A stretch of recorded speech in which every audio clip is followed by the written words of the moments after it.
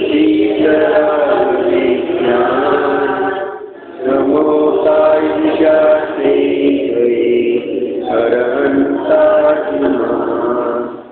परिमंगल करि महाग्रंथ कर्ण सोता जाते मिले समाज सब भावीय परदा भावीय परदा।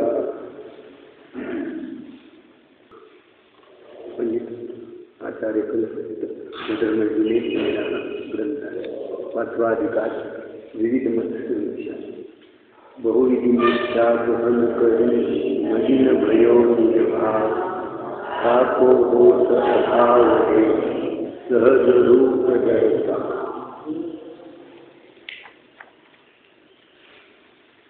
श्वेतांबर मत कल्पित मत आहे ते अन्य मताप्रमाणे आहे। देवशास्त्र गुरुचं स्वरूप पण ते यथार्थ जाणत नाही। वितरागी सर्वज्ञ देव आहेत परंतु त्या ठिकाणी दोषसहित देव मानतात, परिग्रहसहित देव मानतात।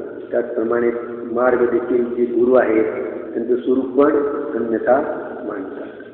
पान नंबर 153 वर खालून दुसरा पॅरेग्राफ फिर कहोगे हे असे काही लोक परिग्रह ठेवून धर्म साधन करे ज्याला परिग्रह सहन करण्याची शक्ती नाही तो परिग्रह ठेवून धर्म साधन करे त्याचं नाव गृहस्थ धर्म आहे। ज्याला परिग्रह सहन करण्याची शक्ती नाही तो परिग्रह ठेवून धर्म साधन करे त्याचं नाव गृहस्थ धर्म। आणि जो आपल्या निर्मळ परिणाम प्रगट झाल्या कारणाने परिचयामध्ये व्याकुलता वगैरे होत नाही त्यामुळे तो परिग्रह न ठेवता जो धर्म साधन करतो तो मुनी धर्म असं आहे ना। त्याने पुढे येणार आहे सगळ्या अधिकारामध्ये मुनी बनण्याचा क्रम पुढे येणार आहे। पहिले तत्वज्ञान होय, त्यानंतर परिणाम में उदासीनता होय म्हणजे कोणाच्या प्रती राग नाही, कोणाच्या प्रती द्वेष नाही, काही इष्ट नाही, काही अनिष्ट नाही, त्याचं नाव उदासीनता। पहिला पॉईंट आहे पहिले तत्वज्ञान होय, दुसरं परिणामों में उदासीनता हो, तिसरं सांगितलं परिचय सहन करने की शक्ति प्रकट हो तब वह स्वयं मुनि बने, मुनि बनना चाहे तब श्री गुरु उन्हें दीक्षा देते हैं। अशी जैन धर्मामध्ये प्रथा आहे असं वाक्य येणार आहे। ऐसी जनार्दन में प्रथा है ऐसी अमनाय है अशा प्रकारे येणार आहे। फिर कहोगे शरीर चितादिक से परिचय से व्याकुल कैसे नहीं होंगे परंतु व्याकुलता तो मोह उदय के निमित्त से है और मुनि के छठवें आदि गुणस्थानों में 3 कषाय चौकड़ी का उदय नहीं है तथा संयोलन के सर्वघाती स्पर्धकों का उदय नहीं है, देशघाती स्पर्धकों का उदय है सो उनका कुछ बल नहीं है।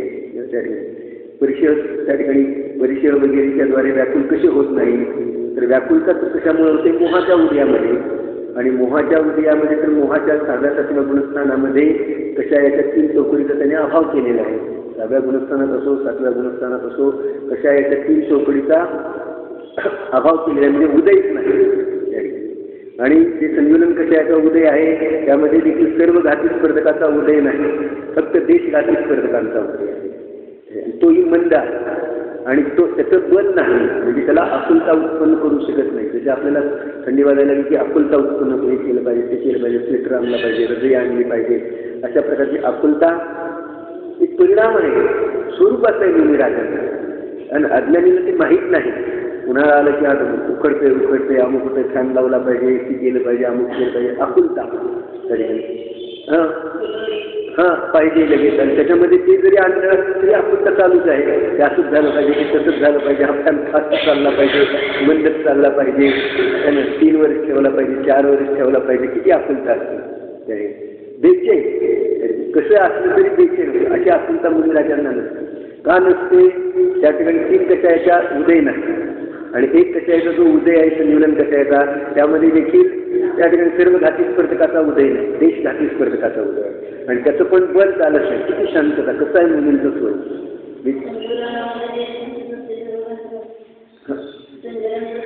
ते म्हणता येईल सर्व घाती स्पर्धकांचा तिथं उदय नाही, देशघातीच आहे। त्या देशघातीच आहे त्या ठिकाणी उदय संयोलनामध्ये आणि त्याचंही बल चालत नाही, मुलकापूर बल नाही आहे, त्याचं पण काही बल चालत नाही. त्यामुळे कसं मुलींचं स्वरूप असेल, कशी शांतता असेल, आपल्याला शांतता का नाही, फळद्रव्य कमी आहे जास्त आहे याच्याशी काही संबंध नाही. तो म्हणतो ही वस्तू नाही त्यामुळे मला अशांतता आहे, फॅन नाही म्हणून मला उकडतं आहे, म्हणून मला त्रास होतो आहे, नाही, याच्यामध्ये मोह आहे, त्यामुळं आकुलता आहे, ती तुझ्या मोहाचं दर्शक आहे, इंडिकेटर आहे त्या ठिकाणी. चालेल लक्षामध्ये. आणि त्यांना का मोह नाही, त्या ठिकाणी त्यांना का असं होत नाही, तर त्यांचा मोह कमी आहे. हे सहज लक्षात घेतं गोष्टी या ठिकाणी. हा अज्ञानी परद्रव्यावर अवलंबून मानतो. परद्रव्यामुळे सुख, परद्रव्यामुळे इतकी विज्ञानाने प्रगती केली, त्यामुळं थंडी, ऊन, वारा याच्यापासून हा जीव संरक्षण करू शकतो, अमुक करू शकतो. पण आकुलता किती आहे, बेचैनी किती आहे, त्याच्यामध्ये देखील शांतता आहे कुठं त्या ठिकाणी. मुलींच्यासारखी शांतता मुली कुठं असो, जंगलात असो, नदीच्या काठावर असो, उन्हाळ्यामध्ये पर्वताच्या शिखरावर असो, त्यांना अशा प्रकारची आकुलता नाही. आहार मिळो न मिळो, पाणी मिळो न मिळो, अशा प्रकारे अशी आकुलता बाह्य साधन सामग्रीवर अवलंबून नाही त्या ठिकाणी. तर अंतर्गत कशाय परिणती घटण्यावर मिटण्यावर अवलंबून आहे. जो उपाय करायला पाहिजे त्याचं नाव धर्म आहे. तो उपाय नाही केला तर धर्म कसा प्रगट होईल. जैसे वेदक सम्यक दृष्टि को सम्यक मोहनी का उदय है, परंतु सम्यक्त्व का घात नहीं कर सकता. जर त्या ठिकाणी वेदक सम्यक दृष्टीला सम्यक मोहनीयाचा उदय आहे, परंतु तो इतका मंद आहे की सम्यक्त्वाचा तो घात करू शकत नाही. उसी प्रकार देश घाती संमिलनता उदय परिणामों को व्याकुल नहीं कर सकता. तसं त्या ठिकाणी देशघाती संज्वलन जे उदय परिणाम आहे ते अशा प्रकारची व्याकुलता उत्पन्न करू शकत नाही. ही व्याकुलता आहे ती कर्मजनित आहे, आत्म्याचा स्वभाव नाही. होते व्याकुलता, ज्ञानी जीवाला पण होते, परंतु तो या व्याकुलतेला कर्मजनित जाणतो. हे आपलं स्वरूप नाही, माझं स्वरूप ज्ञान आहे. ही व्याकुलता आहे ती कर्मजनित आहे. जसा कर्माचा मंद तीव्र उदय असेल ती व्याकुलता उत्पन्न होते. अशा प्रकारे जाणून अंतर्लीनतेच्याद्वारे स्वभावाचा आश्रय करेल तर त्याच्या संबंधीची व्याकुलता कमी होते. व्याकुलता कमी करण्याचा उपाय काय आहे? खूप व्याकुलता होते, उन्हाळ्यामुळे खूप व्याकुलता होते, थंडीमुळे तरी आणून टाकायची म्हणजे व्याकुलता कमी होईल. सोपं एक स्वेटर आणायचं म्हणजे व्याकुलता कमी होईल असे नाही. वास्तविक उपाय आहे तो करत नाही. वास्तविक उपाय अंतर्लीनतेच्याद्वारे स्वभावाचा आश्रय करेल तरी व्याकुलता कमी. सगळ्या शास्त्रामध्ये एकच उपाय सांगितला, राग मिटवण्याचा उपाय, व्याकुलता मिटवण्याचा उपाय, दुःख मिटवण्याचा उपाय स्वभावाच्या आश्रयाच्या द्वारे अंतर्लीनता करेल तर हे विकार मिटतील. अंतर्लीनता हा शब्द आला होता, बरोबर आहे. भगवान कसे आहे, अंतर्लीन आहे. ते बाहेर तुम्ही किती गोंधळ करा, बडबड करा, काही पण करा, एकदम त्यांना कशाची त्याची चिंता नाही या ठिकाणी. अंतर्लीन, अशी अंतर्लीनता कशी प्रगट होईल हे भगवान तो अभ्यास केला पाहिजे त्या ठिकाणी. ते संस्कार केले पाहिजे अंतर्लीनतेचे, अंतर्मुख होण्याचे या ठिकाणी. भगवान सांगतात तू अंतर्लीन झाल्याशिवाय तुला सम्यक दर्शन पण उत्पन्न होणार नाही.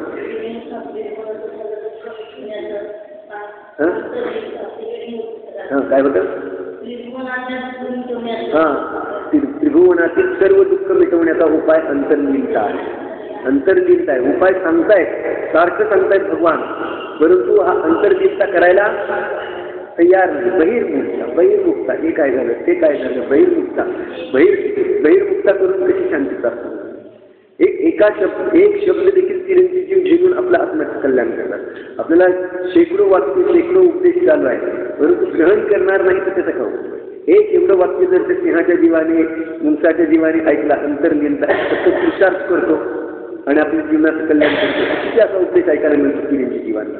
आणि आपलं भाग्य आहे की आपल्याला इतका उपदेश ऐकायला मिळतो, पण ग्रहण आपण त्यातलं शब्द ग्रहण करून जेवढा पुरुषार्थ करेल तेवढा अधिक लवकर प्राप्त होईल. मंद पुरुषार्थ असेल तर उशिरा प्राप्त होईल. पुरुषार्थ करणार नाही तर काही प्राप्त होणार नाही. प्राप्त होईल ते पुरुषार्थाच्या द्वारे प्राप्त होणार आहे. हे निमित्त मिळाले तुझ्या भाग्याने मिळाले, तुझ्या पूर्व पुण्याईने मिळाले.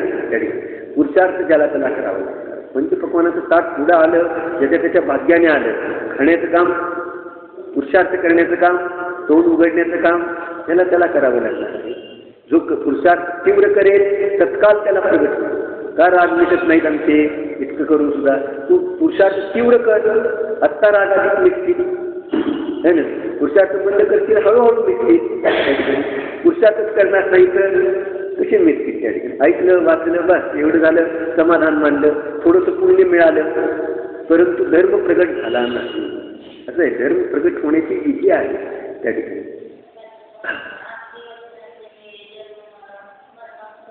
हां, आपके वचन, हे वचन ऐकायला मिळतं. शब्द आहे वचन.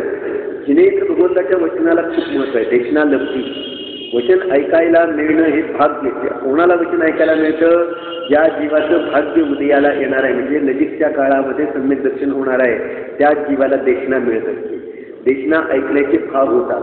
उत्साहपूर्वक, आनंदपूर्वक, उमंगपूर्वक देशना ऐकण्याचे भाव कोणाला होतात? या जीवाला, या जीवाचा काळ या संसारामध्ये राहण्याचा अर्धपुद्गल परावर्तनापेक्षा कमी राहिलेला आहे, त्याच जीवाला कानामध्ये पहिल्यांदा देशना पडते. देशना पडते आहे म्हणजे सम्यक दर्शन प्राप्त, म्हणजे देशना ऐकण्याचे भाव होत आहेत रुचीपूर्वक, म्हणजे सम्यक दर्शन प्राप्त होण्याचा काळ जवळ आला. पुरुषार्थ करेल तर एकदम भवात देखील मोक्ष प्राप्त करेल. अर्धपुद्गल परावर्तन भटकण्याची काही गरज नाही. पुरुषार्थ मंद असणारे जीव आहे त्या ठिकाणी ते अर्धपुद्गल परावर्तन काळ भटकते. असं आहे. पण उपदेश ऐकायला मिळाले हे काही नाही, सूचक आहे. ढग आले पाऊस पडणं त्या ठिकाणी तसे सूचक आहे. उपदेश ऐकायला मिळाला त्या ठिकाणी वर्षा होते, जिनेंद्र भगवंताच्या देशनेची घनघोर वर्षा त्या ठिकाणी, आणि ती उत्साहपूर्वक ग्रहण करण्याचे भाव पुढचं आहे ना त्या ठिकाणी. होते आहेत ठीक आहे, पण ते उत्साहपूर्वक ग्रहण करण्याचे भाव होत आहेत. ते कशाचं सूचक आहे? नजीकच्या काळामध्ये आपल्याला धर्म प्राप्त होणार आहे याचं भव्यतेचं लक्षण आहे. तत्प्रतिक्रियेची चित्तेनं. हो,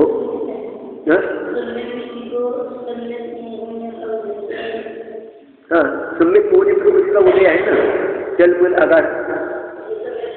हा सम्यक प्रकृती, परंतु ते सम्यकत्वाचा घात करण्यामध्ये एवढं समर्थ नाही त्या ठिकाणी. सम्यक प्रकृती, हां हां बरोबर आहे, मोहनीची आहे त्या ठिकाणी. हां, ते कंपायमान असतं ना त्याचे. चल बी चल मल आगाड उत्पन्न करतं. असं एक असायचं, जशी वृद्धाच्या हातामध्ये असलेली काठी खडखड कापता हात कापतो, तशा प्रकारे त्या ठिकाणी अस्थिरता जनित त्या ठिकाणी. उसी प्रकार जिसका उदय परिणामों को व्याकुल नहीं कर सकता. अहो मुनियों के और दूसरों के परिणामों की समानता नहीं है.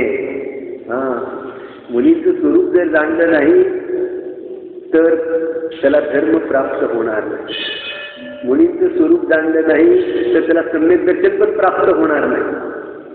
येथे गोष्ट लक्षात. मुनींचं स्वरूप ज्याला माहीत नाही त्याला सम्यक दर्शन नाही, तो मिथ्या दृष्टी आहे. आणि मिथ्या दृष्टी मुनी बनू शकत नाही. बनला तरी तो मुनी नाही.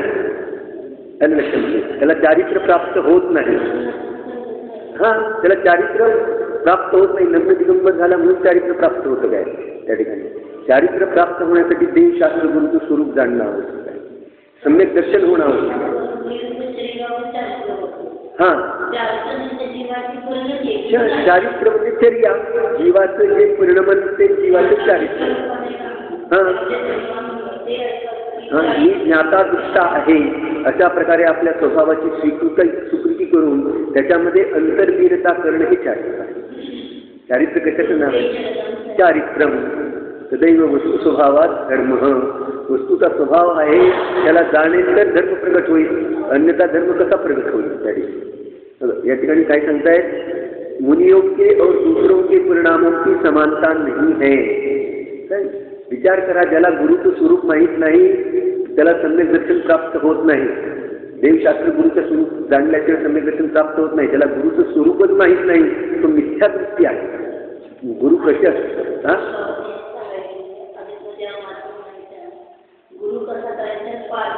हां, एक शिस्ती आहे ना, गुरु करावा पारखून, आणि काय एक शिस्ती आहे, श्लोक आहे लक्षात नाही. सोनं पारखून घेता की नाही गुरु? हां, गुरु सोनं निवडण्यामध्ये चूक झाली तर फार झालं तर त्या भावापुरतं नुकसान होईल. पण गुरुची निवड करण्यामध्ये जर चूक झाली तर त्याची भवाभवामध्ये त्याला दुःख सहन करावं लागेल. याची गोष्ट लक्षात. गुरु जर त्या ठिकाणी गुरुची चूक निवडण्यामध्ये चूक झाली, खूप विचारपूर्वक गुरुची निवड करावी लागणार. येथे गोष्ट लक्षात. मोक्ष मार्ग दाखविणारा गुरु उपल नाव त्या स्वतःही बुडणार आणि दुसऱ्याला पण बुडवणार असे गुरु मिथ्या दृष्टी वगैरे असतील तर ते स्वतःही डुबतील, आपल्याला पण डुबवतील. त्याला त्या ठिकाणी गुरुची परीक्षा करण्यासाठी त्या ठिकाणी अभ्यास, तत्वज्ञानाचा अभ्यास पाहिजे, गुरुचं लक्षण माहीत पाहिजे, स्वरूप माहिती पाहिजे.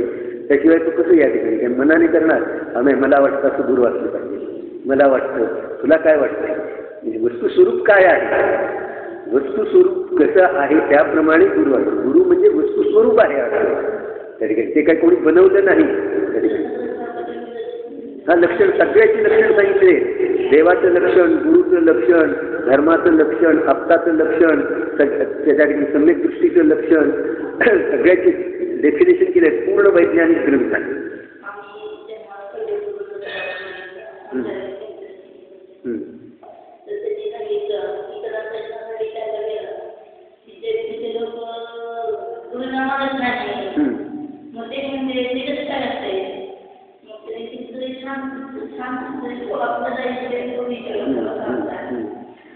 पंचपरमेश्वरी मानव गुरु मानतो की नाही,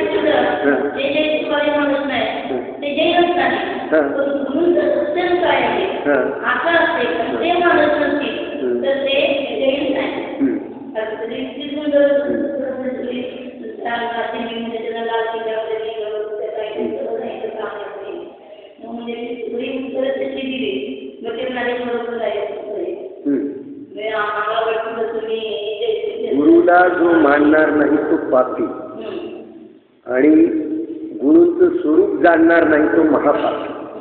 काय सांगितलं वाक्य? गुरुला मानणार नाही तो पापी आहे, परंतु गुरुचं स्वरूप जाणणार नाही तो महापापी आहे.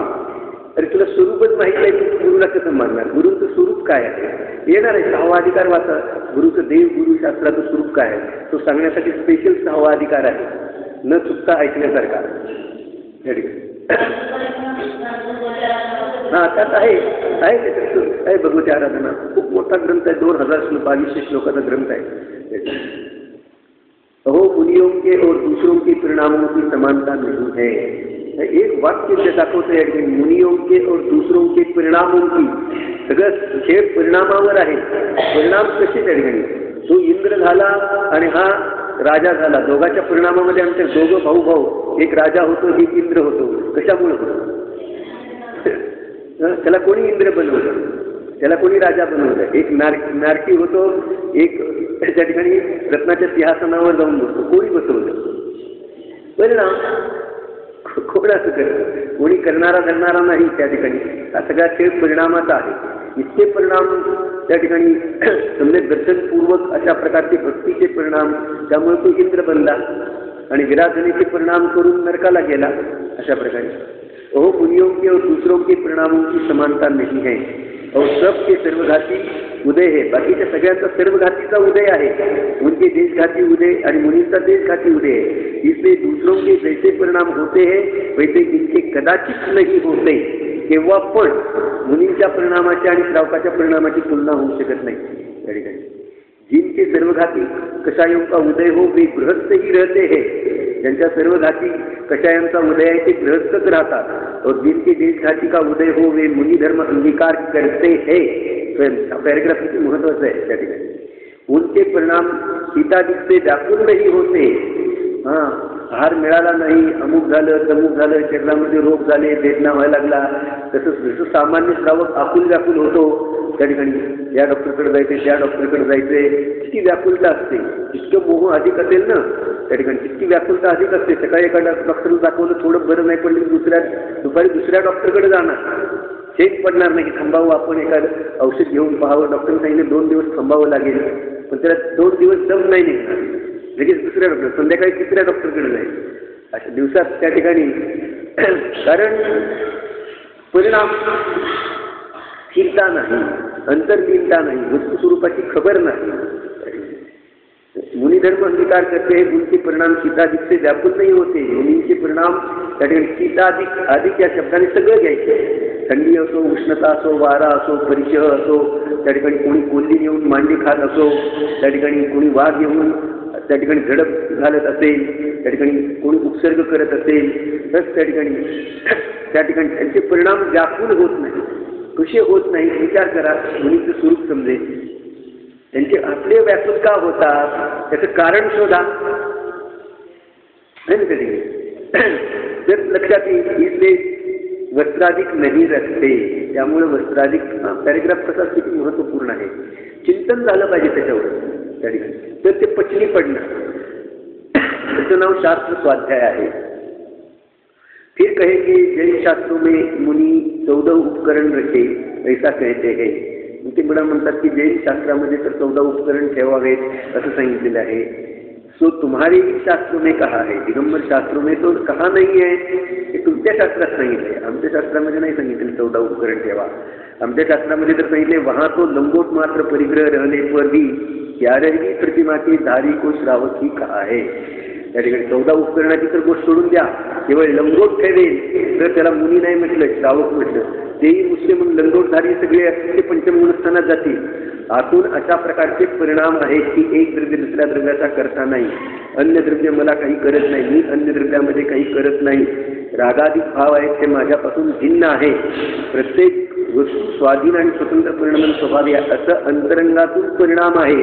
आणि तत्पूर्वक एक लंगोट ठेवेल तर तो 11व्या प्रतिमाला. हे परिणाम नाही तर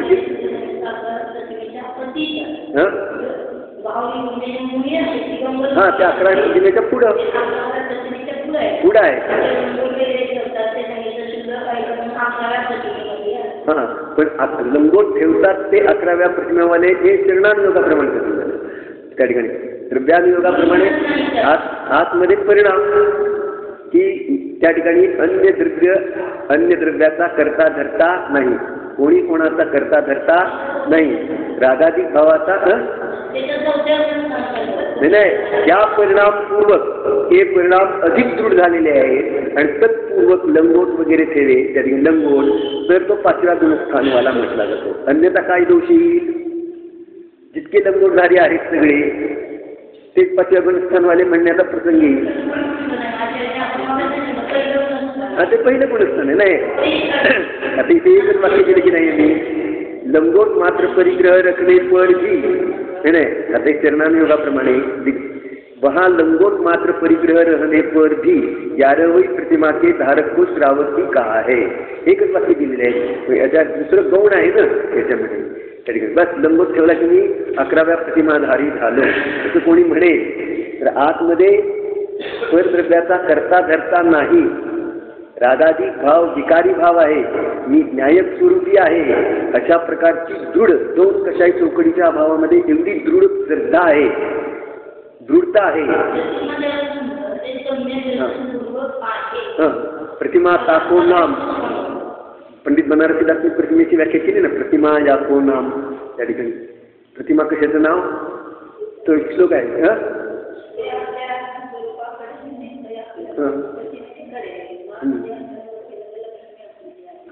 मी नाटक संहितांमधला तो श्लोक बघा ना, हा सांगितला होता मागे एकदा. हा प्रतिमा याचं नाव प्रतिमा आहे. तरी केवळ ड्रेस बदलला म्हणजे प्रतिमा होत नाही, वेश बदलल्याने प्रतिमा होत नाही, अंतरंग परिणामाने प्रतिमा होते.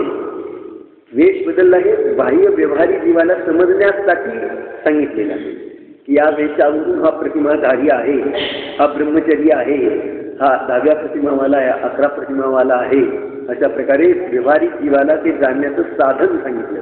पण आतमध्ये त्या ठिकाणी परिणाम नसतील तर तो त्या प्रतिमावाला असू शकत नाही. तसंच मुनीपणा, त्या ठिकाणी बाहेरून लग्नपणा हा बाह्य वेश सांगितला त्या ठिकाणी पिंची कमंडळू लग्नपणा वगैरे, पण आतमध्ये 3 कशाही चौकडीच्या अभावामध्ये अंतर्लीनता स्वरूपामध्ये अधिक स्थिरता त्या ठिकाणी, अशा प्रकारचे जे आकुल जाकुल न होणं, तत्वज्ञान त्या ठिकाणी परापासून उदासीनता, त्यावेळेला तो मुनी बनतो. हे जर आतमध्ये परिणाम नसतील तर तो मुनी नाही. अब वहाँ विचार करो की दोनों में कल्पित वचन कौन है. बघा हे दोन्ही पॅरेग्राफ वाचायचे आणि याच्यामध्ये कल्पित वचन 2 पॅरेग्राफ शांततेने वाचले पाहिजे. मुनींचं स्वरूप काय आहे, धर्माचं स्वरूप काय, मुनींचं स्वरूप जाणल्याशिवाय मोक्ष मार्गाचं स्वरूपच समजत नाही. भले तो किती मोक्ष मार्गावर तो आरूढ होऊ शकत नाही तोपर्यंत तो मिथ्या दृष्टी आहे. मुनींचं स्वरूप जाणत नाही तोपर्यंत मिथ्या दृष्टी आहे. वहाँ विचार करो कि दोनों में कल्पित वचन कौन है। प्रथम तो कल्पित रचना कशाई हो वह करता है। तर कल्पित रचना कोण करतो? जो कशाई आहे तो मनाने कोण सांगेल असं आहे कसं आहे असं केलं पाहिजे, धर्म होतो तसं केलं पाहिजे, जिनागमाचा आधार न देता त्या ठिकाणी तो कशायाने करतो, मानाधिक कशाय त्या ठिकाणी तथा कशाई हो वही नीचपणे में उच्चपण प्रगट करता है। जो कशाई आहे तोच नीचपणामध्ये उच्चपणा प्रगट करत असतो। म्हणजे कपडे वगैरे ठेवून स्वतःला मुनी कोण माने? जो कशाई आहे, त्या ठिकाणी खालच्या अवस्थेमध्ये देखील आपल्याला मोठेपणा मिळावा, आपल्याला मुनी मानावं, त्या ठिकाणी वस्त्र पात्र ठेवून आपल्याला मुनी मानावं, ते कोण करेल?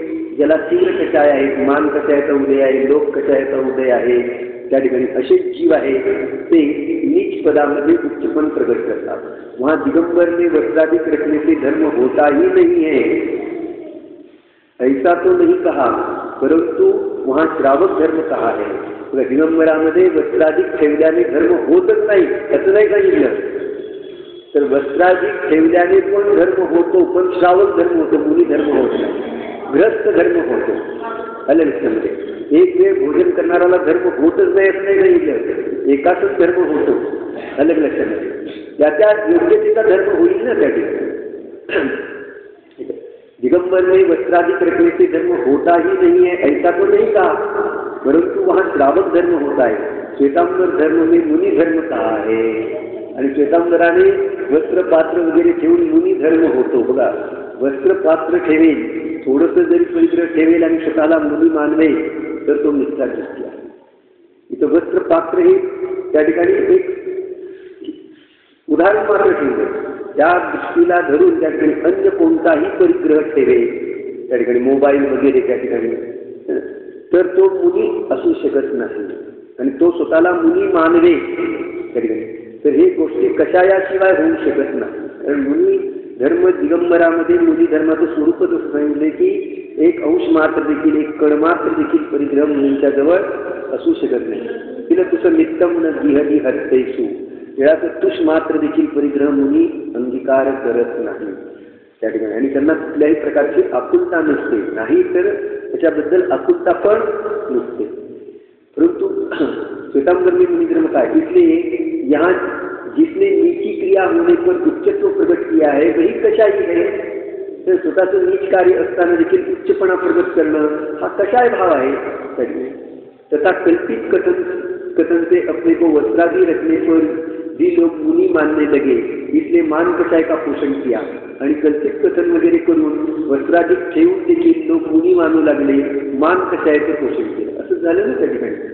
उज्जैनी नगरीमध्ये त्या ठिकाणी तो संघ 12 वर्षेपर्यंत त्या ठिकाणी कपडा लत्ता घालून तो आहाराला येऊ लागला, आहार घेऊन जाण्यासाठी, आणि परत जंगलामध्ये जाऊन वस्त्र रहितच राहत होते।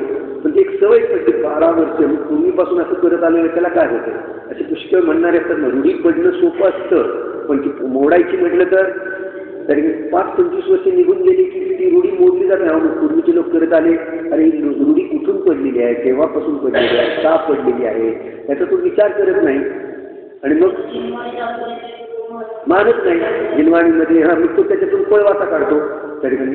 असं कपडे घालून राहिले तरी सुद्धा आपल्याला लोक मुनी मानत होते, म्हणून आता राहण्यामध्ये काय बाधा येते, अशा प्रकारे त्यातून पळवाटा काढतो। आता पंचम काळ आहे, त्याला काय होतंय, आता असाच काळ आहे, त्यावेळी दुष्काळ पडला, परिस्थिती आली तशी त्या ठिकाणी, असे घटना घडत गेल्या ना त्या ठिकाणी। पुढे जे स्थानकवासी मत वगैरे पडलं, मूर्ती फोडू लागले मुसलमान लोक वगैरे, लोक हवालदिल झाले, काय करायचं, आम्ही पूजन कसं करायचं, कोणाची भक्ती करायची, पूजा कशी करायची, ते नुसते मंदिर बांधलं, त्याच्यामध्ये शास्त्र जिनवाणी ठेवा, बस तुम्ही आकुलता करू नका, अशा प्रकारे। त्यावेळेस परिस्थिती कशी आहे, परिस्थिती मिटल्यानंतर पुन्हा त्यांच्या पण शास्त्रामध्ये कृत्रिम चैतन्याचं वर्णन आहे ना त्या ठिकाणी। जे स्थानकवासी आहेत, श्वेतांबर असो दिगंबर असो, त्यांच्यामध्ये कृत्रिम चैत्यालयाचं वर्णन आहे। कृत्रिम चैत्यालयामध्ये अकृत्रिम चैत्यालयावर जाऊन त्यांनी वंदना केल्याची वगैरे उल्लेख आहे कथानकातून वगैरे।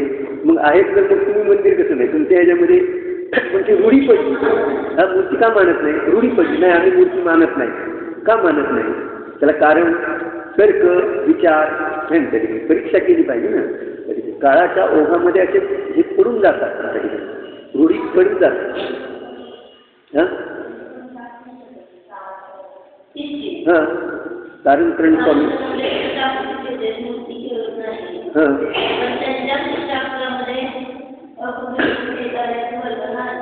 म्हणजे त्यांच्यामध्ये मंदिराचं वर्णन आहे की नाही?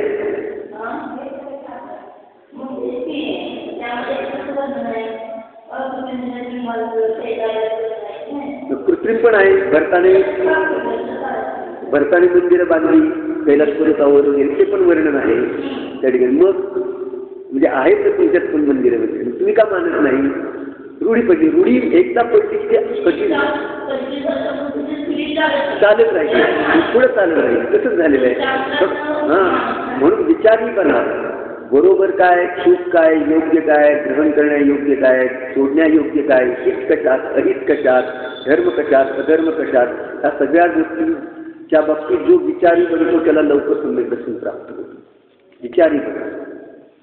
इथले मान कसं आहे का परीक्षा प्रधान असं नाही त्यावेळी. बाबा वाक्य प्रमाण हा नाही त्यावेळी परीक्षा करून बरोबर आहे. तो श्रोता ज्याला आपण जिज्ञासा उत्पन्न होते, असंच का हे प्रश्न येतात, त्याला लवकर धर्म प्रगत होतो. असं का, हे का करायचं, कशासाठी करायचं, याच्यापासून लाभ काय, नाही केलं तर हानी काय, ह्या गोष्टी विचारात यायला पाहिजेत त्या ठिकाणी. म्हणजे तो विचारी बनला, तो असा करतो, तो जिज्ञासू बनला. आणि जिज्ञासू जीव आहे तो पात्र जीव आहे. ज्याला जिज्ञासा नाही तो पात्र नाही.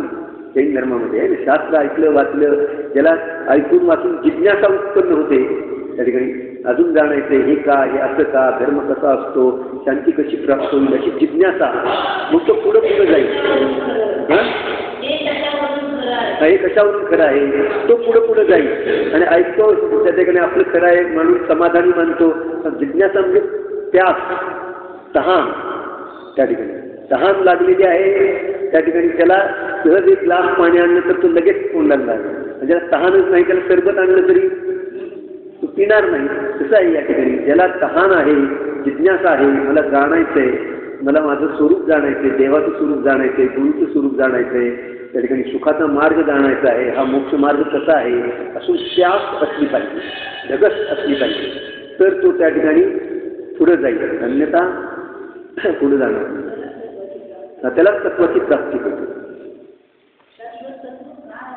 हां सुखाचा मार्ग काय आहे, मी दुःखी का आहे, मी दुःखी आहे की नाही, ते पहिल्यांदा विचार करा का सुखी आहे. जो कल्पित मत हुए है वे इसी प्रकार हुए है, इसलिए कचाई होकर वस्त्रादी होने पर मुनिपना कहा तो पूर्वोक्त युक्तीने विरुद्ध भाषित होता है. म्हणून या ठिकाणी वस्त्राधिक ठेवून मुनिपणा माने तर त्या ठिकाणी सर्व युक्तीच्या विरुद्ध भाषित होत आहे. इसलिए कल्पित वचन है ऐसा जानना. अशा प्रकारे हे कल्पित वचन आहे हे जाणं. ओम नमः.